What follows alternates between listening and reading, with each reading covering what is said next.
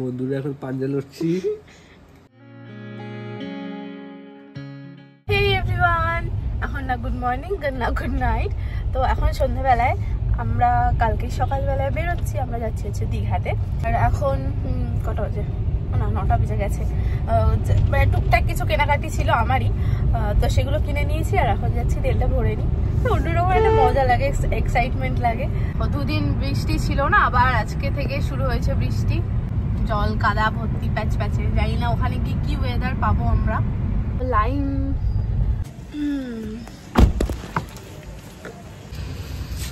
এই যে পেট্রোল ভরছে। আমার বাড়িতে একজন এসে বসে রয়েছে, আইব্রো করবো তাই দেরি হয়ে যাচ্ছে। হেই এভরিওয়ান, গুড মর্নিং। এখন বাজে হচ্ছে আর 3:14, আবার উল্টো দেখাচ্ছে। তাই সত্যি বলতে আমি ঘুমাইনি, উঠলাম, উঠে এখন ফ্রেশ হবো, দিন আমরা বেরোবো। আস্তে আস্তে কথা বলছি কারণ বাবা এখনো ঘুমোচ্ছে, এখনই ডাকবো না, একটু পরে ডাকবো। ওই যে রেডি হয়ে গেছি, তো বাইরে বৃষ্টি নেমে গেছে, এখনই নামলো বৃষ্টিটা। বাবাকে দেখাচ্ছে ও কি যে মজায় আছে, ওর মজা দেখো, ওর মজা। আমি রেডি হয়ে গেছি, তো বেরিয়ে গেছি আমরা। এখন বাজে হচ্ছে কটা বাজে? 4:25। 3:30টায় বেরোনোর কথা ছিল, 1 ঘন্টা লেট, এটাই হই। তো এখন যাচ্ছি বাড়িতে। কি মা, তাহলে আমার এই ঘড়িটা ফার্স্ট আছে ভাই, 4:30 দেখাচ্ছে। আচ্ছা সরি, 4:03 বাজে, সরি। ঘড়িটা একটু টাইমের প্রবলেম, ঘড়ি তো পড়ি না আমি, এমনি আমার সময় দেখার প্রয়োজন পড়ে না। যাই হোক, মা বাবা যাবে আর আমার ভাই যাবে। মানে আমরা এখন একটু বৃষ্টি হচ্ছিল, আবার থেমে গেছে, ভালো হয়েছে। আর এখানে ভাই উঠবে, এটা মামা বাড়ি, চলে এসছে।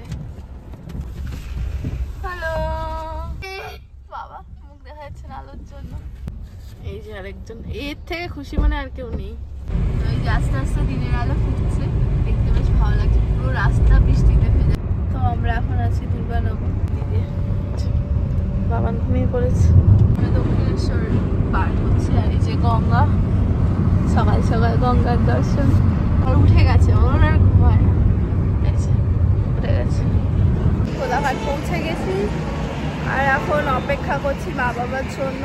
আর আমরা প্রত্যেকবার এসে এইখানটাতেই দাঁড়াই যাওয়ার সময়টা, আসার সময় তো এই দিকটায় পড়ে। আর এই যে বাবান সারা গাড়ি একটু ঘুমায়নি, আমি ঘুমিয়ে এসেছি বরঞ্চ, কারণ আমি সারা ঘুমাইনি। তোমাকে একটু ঘুম পায় না? একটুও ঘুম পাইনি? কালকেই সবে গাড়িটা ধুয়ে তারপর এনেছে, আর এই অবস্থা হলো গাড়ি।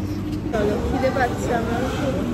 আমাদের ব্রেকফাস্ট চলে এসছে, আর তরকারি তো হয়ে গেছে। খুব সুন্দর গানটা। তো হয়ে গেছে আমাদের খাওয়া দাওয়া।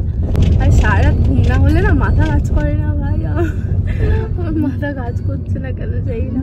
তো আমরা তো ঢুকে গেছি দীঘার গেট, কিন্তু ভাই কি বৃষ্টি হচ্ছে, তো দেখা যাচ্ছে কিনা জানি না। এত বৃষ্টি তবে চলে এসেছি আমরা। রাস্তায় পুরো জল জমে গেছে, দেখতে পাচ্ছি এখানে কিরকম জল জমে গেছে, সামনে এরকম জ্যাম। তো আমার এখন খিদে পাচ্ছে, তো এটা খাবো। মানে আমার মুখটাকে কি বলবো, খুব বাজে অবস্থা হয়ে গেছে। তখন আমাদের হোটেল সার্চিং চলছিল, হয়ে গেছে, আমরা ফাইনাল করে নিয়েছি।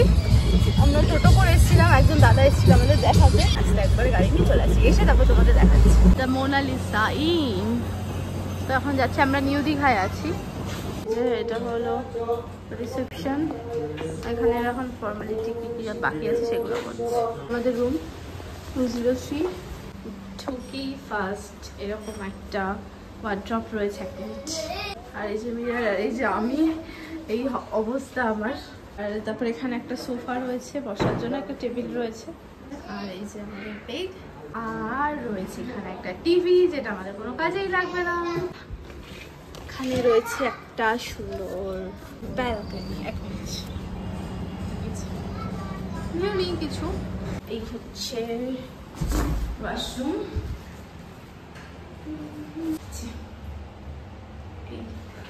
মানে 2 দিনের জন্য এই রুমটা আমাদের। এখন আমরা অনেক সকালে খেয়েছিলাম, তাই এখন আবার অর্ডার করেছি বাটার টোস্ট। এখানে টোস্ট করা আছে, আর এই যে বাটার, আর এটা মানে চিনি না। মা বাবার রুম, এরা কত খায়। এত বড় ছেলে এখনো বাটার টোস্টে লাগাতে পারে না। দাঁড়া, আমি এখন এই কাজ করছি, আমার খিদে পেয়েছে, এদেরটা এখন বাড়িয়ে দিতে হচ্ছে আমার। এখানে রয়েছে একটা ছোট মতো ফ্রিজ, এখানে বাবার বসে বসে ট্যাব দেখছে। আমাদের লাঞ্চ রেডি হতে এখনো একটু সময় লাগবে, তো আমাদের খিদে পেয়েছে, আমরা এখানে অর্ডার করেছি পনির পকোড়া। তো এখন আমরা যাচ্ছি নিচে লাঞ্চ করতে। চলে এসেছে ভাত, কাতলা মাছ ফ্রাই, বেগুন ভাজা। তো এটা হচ্ছে আমার আর বাবানের পোলাও,